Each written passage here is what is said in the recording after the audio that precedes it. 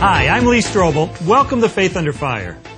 One of the biggest battlegrounds of politics and religion is the role of church and state.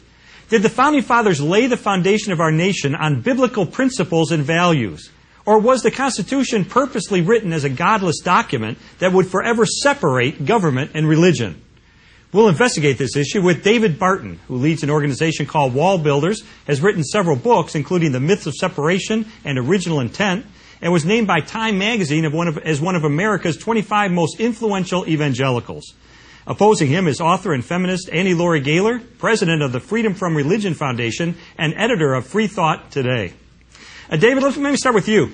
Is America a Christian nation? And if so, what exactly does that mean? Well, you first have to define it. The Founding Fathers made a big distinction between America as a Christian nation and Europe as a Christian nation. John Jay, the guy who did the Federalist Papers, John Quincy Adams, etc., said we were an enlightened, rational, civilized Christian nation. So we're not a theocracy. The state doesn't run the church. The church does not wield the sword. You don't have to be a Christian to live here.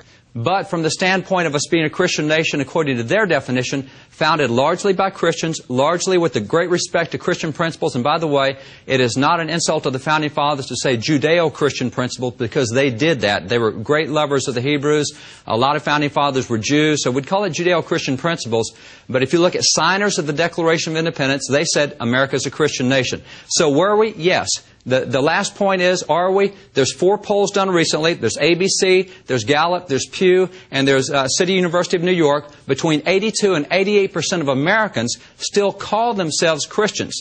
If you looked at another nation and said 82, 88% are Jews, we'd say it's a Jewish nation. 82 to 88% Muslims, we'd say it's a Muslim nation. America's 82 to 88% professing Christians. I would say that qualifies for a Christian nation. Okay, Annie Laurie, I have a sneaking suspicion you would disagree. Yes, I think that Mr. Barton's organization is a misnomer. He is not a wall builder. He wants to tear down the wall of separation between church and state, which our Founding Fathers very wisely erected. And what he has not pointed out, of course, is that our U.S. Constitution is godless. It is secular. If we are a Christian nation, why doesn't our Constitution say that we're a Christian nation? Of course we're not a Christian nation. It is not a test of citizenship or a test of public office. You can believe anything you like in our country or nothing at all, and that is a fundamental pinnacle of our Constitution and our Bill of Rights. Okay. And it doesn't matter whether a majority is Christian or not. It doesn't matter whether a majority of the Founding Fathers were Christian or not. They adopted a secular, godless Constitution, history's first secular Constitution, and we should be promoting it, not tearing it down. Okay, let's ask Dave. Dave, is the Constitution of the United States a godless document, as Annie Laurie said? Not by any means. There's 5 reasons within the Constitution that it's not a godless document. The first reason starts in Article 7 of the Constitution, where it directly ties itself to the Declaration of Independence. The Founding Fathers who signed both documents, people like George Read and others, said that the Constitution did not replace the Declaration. The Declaration set forth the principles. The Constitution set forth the operation. Declaration acknowledges God 4 times. Article 7 of the Constitution ties the Constitution directly to the Declaration. Point 2, Article 2 of the Constitution gives us what's called the Sundays Accepted Clause. The courts, including the U.S. Supreme Court, said that a Sunday Accepted Clause proves the Christianity of the Constitution. There is no religion in the world that has a Sunday Sabbath except for Christianity. Final point I'd make is political scientists have made the point. They've studied the founding era. The most frequently cited document around the Constitution was the Bible. George Washington, Alexander Hamilton said that separation of powers came out of Jeremiah 17:9. We have the 3 branches of government from Isaiah 33:22. If Annie Laurie would care to look, Article 3, Section 3, Paragraph 1, if she would then read Deuteronomy 17:6, she'd see it's the same wording. Paragraph 2 is exactly... but you haven't read it, Annie Laurie. Hey, this is not my opinion. Of course I've read the Constitution. What about you haven't read the Bible. And the separation of powers. If you read the Bible, you would see the same language as in the Constitution. Okay, let's have Annie Laurie go ahead and respond, Annie Laurie.